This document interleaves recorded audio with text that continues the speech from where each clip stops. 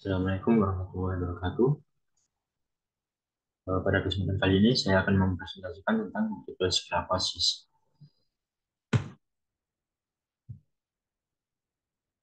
Yang akan kita bahas nantinya adalah yang pertama, pengenalan tentang multiple sclerosis, yang kedua etiologi dan patofisiologinya, yang ketiga tipe-tipe dari multiple sclerosis, yang keempat gejala-gejala, dan yang kelima treatmentnya. Untuk pengenalan multiple sclerosis adalah penyakit inflamasi kronis pada sistem saraf pusat yang disebabkan oleh aktivitas kekebalan tubuh yang menyimpang yang mengakibatkan kerusakan pada selubung myelin di otak dan susun tulang belakang, sehingga dapat mempengaruhi proses transmisi sinyal serta hilangnya aksional. Kedua, etiologi dan fisiologinya. Eh, Belum diketahui secara pasti penyebab pastinya, tetapi yang jelas multiple sclerosis ini merupakan suatu penyakit autoimun, yakni kondisi di mana sistem kekebalan tubuh menyerang jaringan-jaringan normal dalam tubuh. Etiologinya ada dua faktor, yang pertama lingkungan dan genetik. Lingkungan, yang pertama virus Epstein-Barr dan virus human herpes virus 6. Peneliti mengatakan bahwa orang-orang yang mengidap multiple sclerosis, dia rata-rata memiliki riwayat pernah terkena dua virus ini. Dan juga orang yang tempat tinggalnya jauh dari peristiwa, seperti orang Eropa, mereka lebih rentan terhadap multiple sclerosis dibandingkan dengan orang Asia atau orang Afrika yang dia berada dekat dengan garis peristiwa. Artinya orang-orang yang jauh dari garis peristiwa dia lebih sedikit vitamin D-nya, karena kan ya, apa, beda dengan orang yang Asia yang berada pada garis peristiwa yang terkena banyak sinar matahari kan, untuk menghasilkan vitamin D aktifnya. Lalu yang kedua, orang yang memiliki genetik HLA-DR2, dan juga orang yang memiliki kromosom X, dia rentan terhadap multiple sclerosis. Dan perempuan memiliki kromosom double X, sehingga perempuan lebih rentan daripada laki-laki yang memiliki kromosom XY. Dan dalam aspek epidemiologinya, perempuan muda pada usia yang berusia sekitar 20 sampai 40 tahun, dia lebih rentan terhadap multiple sclerosis ini. Ini patofisiologinya. Pada saat antigen presenting cell atau APC terpapar antigen tertentu, misal agen virus, antigen nantinya akan ditelan dan dihancurkan oleh APC atau Crovag, sehingga dilakukan fagositosis. Nah, potongan antigen disajikan di luar membran pada apa yang disebut sebagai MHC2. Nah, nantinya sel T helper yang memiliki reseptor TCR mulai mengenali dan menyimpan informasi antigen tersebut, yakni antigen yang disajikan oleh MHC2 ini. Kenali, kemudian sel T helper ini yang memiliki TCR dan informasi antigen akan mulai bersirkulasi pada titik akan mulai bersirkulasi, dan pada titik tertentu ia akan sampai pada sesuatu yang disebut blood-brain barrier atau BBB. Nah, yang menarik di sini adalah bisa jadi antigen tersebut memiliki konfigurasi kemiripan dengan protein pada myelin. Jadi sekarang reseptor sel T yang seharusnya mengenali antigen tersebut, tapi ia malah mengenali protein normal dalam tubuh. Dan pada blood-brain barrier, kita mendapati struktur diantaranya adalah membran basal, sel-sel endotel dengan tight junction, dan eritrosit dan astrosit. Nah, BBB ini sangat selektif dalam permeabilitasnya. Hanya yang memiliki saluran atau protein tertentu yang memungkinkan benda-benda tertentu dapat melewatinya. Nah, saat terjadi infiltrasi limfatik vaskular pada BBB, ini yang menyebabkan sel T dapat masuk melewati BBB. dan sampai pada tempat di mana banyak neuron berada. Nah, ketika sel T melewati blood-brain barrier, mulai bermigrasi ke tempat neuron berada. Kemudian ketika bersentuhan dengan protein dasar mielin atau oligodendrosit, sel T dengan informasi antigen mengiranya adalah antigen yang pernah ditemuinya di masa lampau, sehingga memicu aksi sel T untuk mengeluarkan beberapa sitokin, di antaranya adalah interleukin 1, interleukin 6, dan tumor necrotic faktor alpha. Nah, ini merupakan sekelompok sitokin yang berperan dalam mengatur respon peradangan, respon kekebalan tubuh, dan apoptosis dalam tubuh. Nah, setelah sitokin itu dikeluarkan, ada beberapa hal yang terjadi. Yang pertama adalah memicu peningkatan ekspresi molekul adesi pada sel endotel. Sehingga ketika sel darah putih lewat, ia akan melekat pada molekul adesi tersebut. Lalu yang kedua, memicu mekanisme pelebaran pembuluh darah sehingga lebih banyak darah mengalir melaluinya. Yang ketiga, meningkatkan permeabilitas membran sel yang menyebabkan lebih banyak sel darah putih dapat melewatinya dan sampai pada area masalah terjadi. Yang keempat adalah kemotaksis limfosit lainnya. Artinya yang menyebabkan limfosit bergerak menuju sumber sinyal sitokin atau area di mana patogen berada. Nah, sitokin lainnya yang dikeluarkan adalah seperti interferon gamma.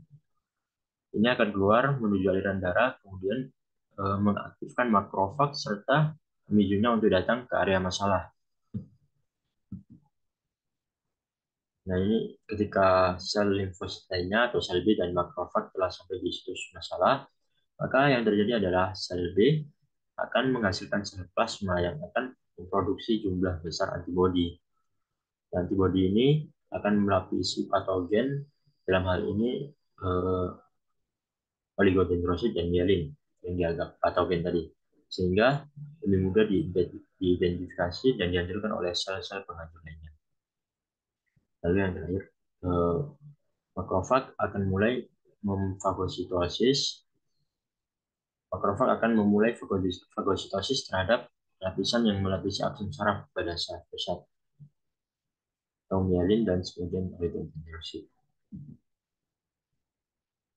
Nah, setelah makrofag memfagositosis bagian dari lapisan mielin dan oligodendrosit, maka terjadi apa yang kita sebut sebagai demyelinasi, yakni hilangnya beberapa area mielin di sistem saraf pusat yang disebut sebagai plak akalesi.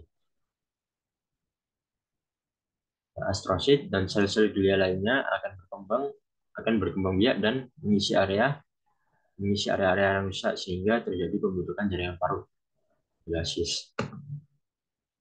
Nah, plak pada akson ini memiliki nama lain yakni sklera, dan seiring berjalannya waktu akan berkembang di banyak neuron dan yang kita sebut sebagai multiple sclerosis.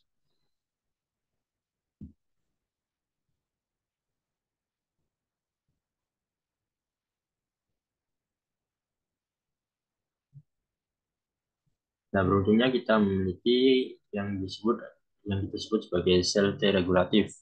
Nah, ini sel Treg ini berperan khusus dalam pengaturan kekebalan tubuh. Dia akan mensekresikan beberapa molekul, antaranya adalah interleukin 10 dan transforming growth beta, yang dimana dia akan menghambat dan meredakan respon kekebalan tubuh yang berlebihan dan juga menghambat aktivasi sel-sel T. Nah, yang akan memberikan kesempatan remyelinasi minimal oleh oligodendrosit dan sel glia lainnya. Tapi ini tidak bertahan lama. Reaksi imun lainnya mulai merusak lebih banyak neuron lainnya sehingga menjadi kerusakan konsisten seiring berjalannya waktu. Lalu yang ketiga kita bahas adalah tipe-tipe dari multiple sclerosis. Nah, multiple sclerosis dikenal memiliki beberapa tipe atau bentuk klinis yang berbeda. yang dapat mempengaruhi gejala, perkembangan penyakit, dan prognosis pasien. Di antaranya adalah tipe-tipe utamanya. Yang pertama, relapsing remitting multiple sclerosis. Nah, relapsing remitting multiple sclerosis adalah tipe multiple sclerosis yang paling umum. Pasien dengan RRMS ini mengalami serangkaian ekserbasi atau serangan gejala dikenal sebagai relapse. Nah, step relapse diikuti oleh periode remisi, di mana gejala membaik sebagian. Dan selama periode remisi, pasien dapat mengalami sedikit atau tidak ada gejala. Nah, RRMS ini dapat berkembang menjadi bentuk MS yang lebih progresif. Yang kedua, secondary progressive multiple sclerosis. SPMS berkembang dari RFS. Pada tipe SPMS, pasien mengalami progresi penyakit yang terus-menerus dengan sedikit atau tanpa periode relapse atau remisi. Ini berarti gejala terus memburuk seiring waktu. Yang ketiga ada primary progressive multiple sclerosis. Ini merupakan bentuk dari multiple sclerosis yang kurang umum. Pada PPMS, pasien mengalami progresi penyakit yang lambat dan terus-menerus tanpa adanya periode relapse atau remisi yang signifikan. Yang terakhir ada jenis progressive relapsing multiple sclerosis atau PRMS. Ini merupakan bentuk multiple sclerosis yang jarang terjadi.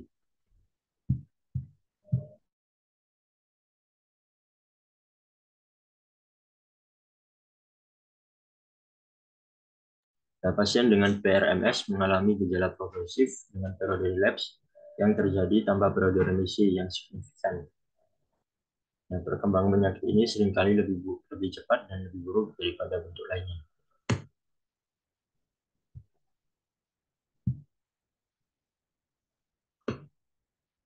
Yang keempat, gejala-gejala dari multiple sclerosis. Gejala-gejala dari multiple sclerosis. Gejala dari multiple sclerosis dapat sangat bervariasi dari satu individu dengan individu lainnya, tergantung pada lokasi dan tingkat kerusakan pada sistem saraf pusat. Gejala multiple sclerosis dapat muncul secara tiba-tiba atau berkembang secara perlahan. Gejala-gejala umum multiple sclerosis meliputi gejala penglihatan, termasuk kehilangan penglihatan, penglihatan ganda, gejala yang berhubungan dengan neurosis optik, dan juga gejala vestibular seperti vertigo, ketidakseimbangan gaya berjalan, motorik, kelemahan, tremor, spastisitas, kelelahan, sensorik, hilangnya sensasi, parestesia, dan dysestesia. Dan juga gejala kognitif seperti gangguan memori, kesulitan berkonsentrasi, gejala saluran kemih dan usus seperti inkontinensia, retensi, urgensi, konstipasi, diare, reflux. Gejala kejiwaan seperti depresi dan kecemasan. Nah, gejala multiple sclerosis juga dapat berkembang seiring waktu, dan jenis gejala yang dialami oleh individu dapat bervariasi sepanjang perjalanan penyakit. Treatment dan beberapa bentuk pengobatan yang dapat diberikan oleh dokter untuk meredakan gejala multiple sclerosis adalah dengan memberikan obat-obatan. Dokter dapat memberikan obat-obatan kortikosteroid seperti methylprednisolone dan prednisone untuk mengurangi peradangan pada saraf akibat multiple sclerosis. Dan yang kedua dapat dilakukan plasmapheresis. Ini dokter akan membuang plasma darah dalam tubuh pasien menggunakan alat khusus dan mengganti plasma darah dari pasien tersebut.